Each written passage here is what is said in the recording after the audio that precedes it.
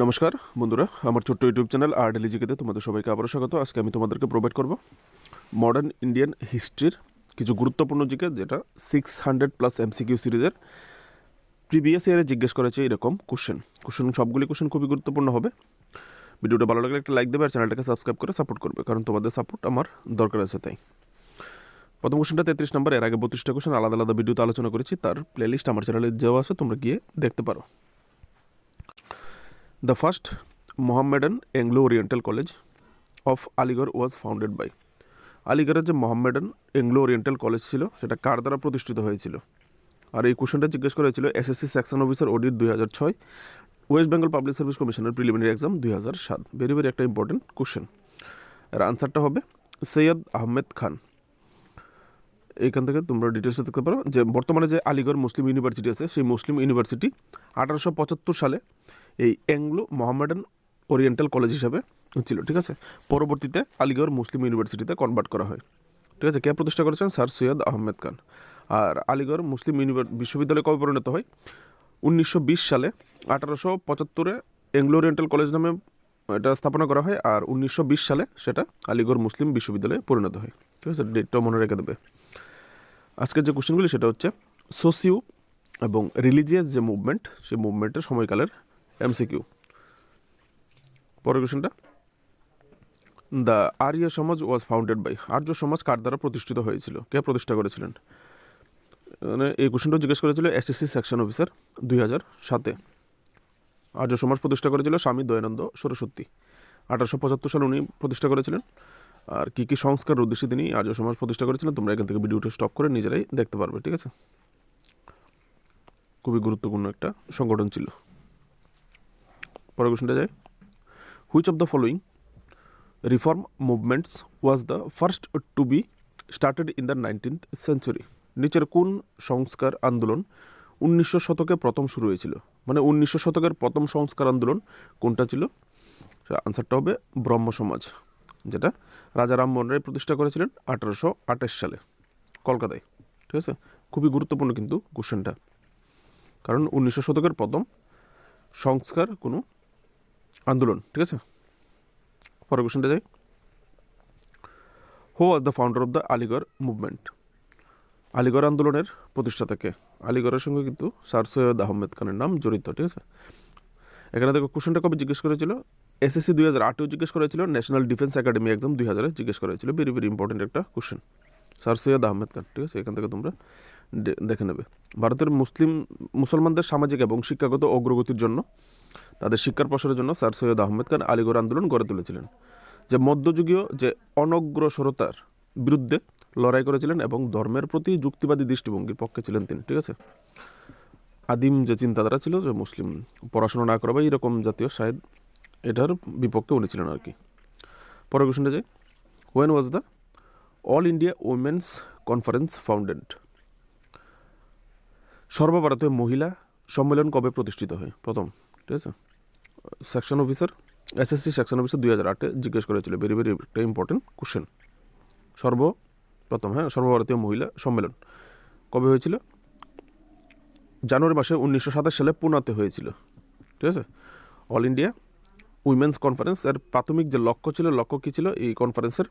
নারী শিক্ষার প্রসার করা, কিন্তু খুব শীঘ্রই এটি সামাজিক আইন এবং সামাজিক সংস্কারভুক্ত করার জন্য প্রসারিত হয়। পরে এটাকে আরও প্রসারিত করা হয়। ঠিক আছে, পরের কোশ্চেনটা যাই। নেক্সট বন্ধু, which religious reformer of western India was known as Lokhitwadi? পশ্চিম ভারতের কোন ধর্ম সংস্কারক লুকিদবাদী নামে পরিচিত ছিলেন? কোশ্চেনটা দেখো কত জায়গায় জিজ্ঞেস করা হয়েছে। এনডিএ 2003-এ জিজ্ঞেস করা হয়েছে, national defence academy. SSC tax assistant 2009-এ জিজ্ঞেস করা হয়েছে। সিপিএফ সেন্ট্রাল পুলিশ ফোর্স যে অ্যাসিস্ট্যান্ট কমান্ডেন্টের 2008-এর এক্সামে জিজ্ঞেস করা হয়েছে। ভেরি ভেরি একটা ইম্পর্টেন্ট কোশ্চেন। আর আনসারটা হবে গোপাল হরি দেশমুখ। ওনাকে কী বলা হতো? লুকিদবাড়ি, বা বাংলাতে যদি বলো লুকিদবাদী। ঠিক আছে, উনি একজন লেখক ছিলেন, উনি পত্রিকায় ওনার লেখা প্রকাশ হতো। ঠিক আছে, এখান থেকে তোমরা দেখতে পারো লুকিত হরি দেশমুখ, যিনি মহারাষ্ট্রের একজন বিশিষ্ট সমাজ সংস্কারক এবং লেখক ছিলেন। ঠিক আছে, পরের কোশ্চেনটা যাব, দ্য আত্মীয় সভা ওয়াজ ফাউন্ডেড বাই, বাংলায় যেটাকে আত্মীয় সভা বলে, আত্মীয় সভা কে প্রতিষ্ঠা করেছিলেন? দেখো কত জায়গায় জিজ্ঞেস করা হয়েছে কোশ্চেনটা। SCRA 2005, national defence academy exam 2002, NDA, West Bengal public service commission 2024। Sorry friends, 2024 হবে না, 2004 হবে। টাইপিক্যালি মিস্টেক করে ফেলেছিলাম, ঠিক আছে, 4 জায়গায় 24 লিখে ফেলেছিলাম। 24 টাইপ করতে করতে অভ্যাস হয়েছে, তাই 24, সরি। এর আনসারটা হবে আত্মীয় সভা প্রতিষ্ঠা করেছিলেন রাজা রামমোহন রায়। এটি পরবর্তীতে ডিভাইডেড হয়ে যায়। আত্মীয় সভা ছিল ভারতের একটি দার্শনিক আলোচনা বৃত্ত। 1915 সালে কলকাতায় রাজা রামমোহন রায় এই সমিতি সূচনা করেছিলেন, ঠিক আছে। পরের কোশ্চেনে যাব। আদি ব্রহ্ম সমাজ ওয়াজ ফাউন্ডেড বাই, আদি ব্রহ্ম সমাজ কার দ্বারা প্রতিষ্ঠিত হয়েছিল? আর এই কোশ্চেনটা জিজ্ঞেস করে SCRA 2005।